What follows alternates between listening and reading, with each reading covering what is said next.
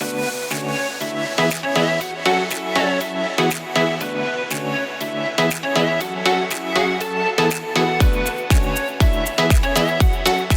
raconte que Baal Shem Tov avait un élève, Yann Kele, un très bon élève à lui, mais le problème c'est qu'il avait un mauvais penchant pour le vol.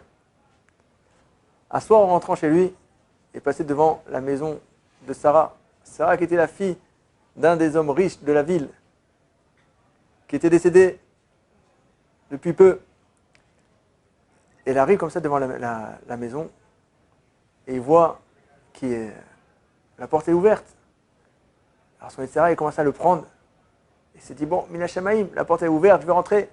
Il rentre dans la maison et là il voit des richesses, des somptueux tapis, des chandeliers en argent, beaucoup de richesses dans cette maison. Et il avance, il commence à prendre un sac et il dit, ah là, c'est bon, il commence à remplir maintenant tout ce qu'il voit, l'or, l'argent. Il avance un peu, il rentre dans le bureau de la personne qui était décédée. Qu'est-ce qu'il voit? Il voit que le coffre-fort est ouvert. Il s'approche et il voit des liasses de billets, il voit des diamants. Il commence à remplir. Il dit, ah là là, apparemment, que le Bourkhou, il me fait un cadeau, il me donne tout sur un plateau. Il commence à tout remplir et au même moment, il dit, attends, c'est vrai qu'Akadosh Bourkhou, il me donne tout. Mais c'est aussi Akadosh Bourkhou qui fixe la parnassa. Marqué qu'à Rosh Hashanah, Akadosh Bourkhou, il a fixé la parnassa de chaque personne. Il dit, pourquoi si maintenant cet argent, il me revient, pourquoi est-ce que je vais le prendre en volant? Et il commence à réfléchir. Et au bout d'un moment, il laisse tous les sacs et il sort en courant de la maison. Bon, Hachem était heureux, il avait enfin réussi à surmonter son Yetzer Hara. Toute la journée du lendemain, Yann Kele s'est mis à prier, à faire tchouva, à parler avec Akadosh Baruch Hu pour lui demander pardon de ce qu'il a fait. Le soir, il y a le Baal Shem Tov envoie un de ses élèves chercher Yann Kele. Il lui dit lui que je l'appelle. Voilà, Yann Kele a entendu que Baal Shem Tov il appelle, il dit c'est sûr, Beruach HaKodesh, il a vu ce que j'ai fait, il n'était pas bien, mais bon, son rave il appelle, il va. Et il va. Et il lui dit comment ça va? Il dit ça va, Baruch Hashem. Et il lui dit dis-moi, il y a Sarah, la fille du riche qui est venue me voir. Et là, il dit, tu sais qui c'est? Il dit, oui, bien sûr. Il commence à penser, là, Yann Kele, qu'elle lui a tout raconté, qu'elle a dû le voir en pleine nuit, que ce qu'il a voulu faire, etc. Il n'était pas bien. Et directement, le Baal Shem Tov lui dit, regarde, tu sais que avant que son père meure, il est venu me voir. Et il m'a dit qu'il voulait que je m'occupe de tous ses biens, que je m'occupe aussi de sa fille.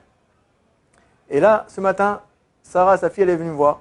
Et elle m'a dit que, voilà, elle est seule à la maison. Et elle aimerait bien que je lui trouve un mari. Alors jusqu'à présent, j'avais pas vraiment quelqu'un en tête. Et là, j'ai pensé à toi.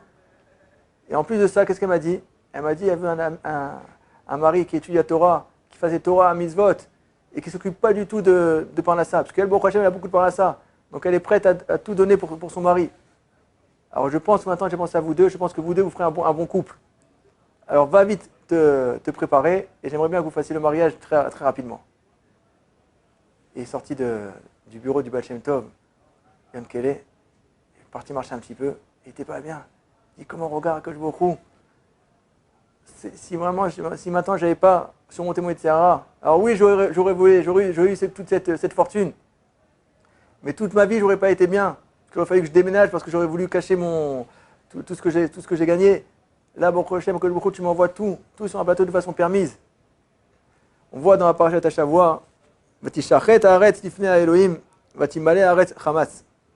La terre se corrompait devant Hachem et la terre se remplissait de violence. Violence, Rashi il dit c'est quoi? Les Khamim nous disent, ici le Hamas, c'est le Gezel, c'est le vol. Les Khamim nous disent que le Dor du Mabou, la génération du déluge de Noir, il faisait beaucoup d'avérotes. Très grande avérote. Il y avait la débauche, il y avait toutes sortes d'avérotes. Mais qu'est-ce qui a donné le fait d'envoyer le Maboul? C'était le vol. Une fois, il y a deux associés qui devaient faire un business, ils sont partis voir le Rav Meir Mipar Mishlan. Ils sont partis demander une bracha pour qu'ils réussissent dans les affaires. Le Rav il a pris un bout de papier, il leur a écrit quelque chose, il a fermé, il leur a dit tenez. Ils sont sortis du bureau, ils ont ouvert. Qu'est-ce qu'ils vont marquer dessus? Aleph, Bet, Gimel, Dalet. Ils ne savaient pas ce que c'était. Donc ils sont retournés partir voir le Rav. On dit, qu'est-ce que c'est, Rav? Il dit, Aleph, c'est Emouna. Bet, c'est Bracha. Gimel, c'est Gezel. Dalet, c'est Dalut. Il dit, Aleph, c'est Emouna. Si quelqu'un, il a la Emouna, il travaille avec Emouna, et c'est que toute la parnassa vient, c'est d'Akadosh Baruch Hu, alors il aura la Bracha. Mais si quelqu'un, il fait Gimel, le Gezel, le vol, alors ça lui donnera Dalut, c'est la pauvreté. Dalut, c'est la pauvreté. Donc si quelqu'un maintenant, il a Emouna, que c'est Akadosh Baruch Hu qui lui envoie la parnassa, il ne cherchera pas à faire des combines. Il y a marqué que la parnassa d'un homme est fixée de Rosh Hashanah. Donc si tout notre travail dans la parnassa, c'est d'avoir la Emouna. Et si quelqu'un a la Emouna, alors il aura le srout d'avoir la bracha, bien Hashem. Amen.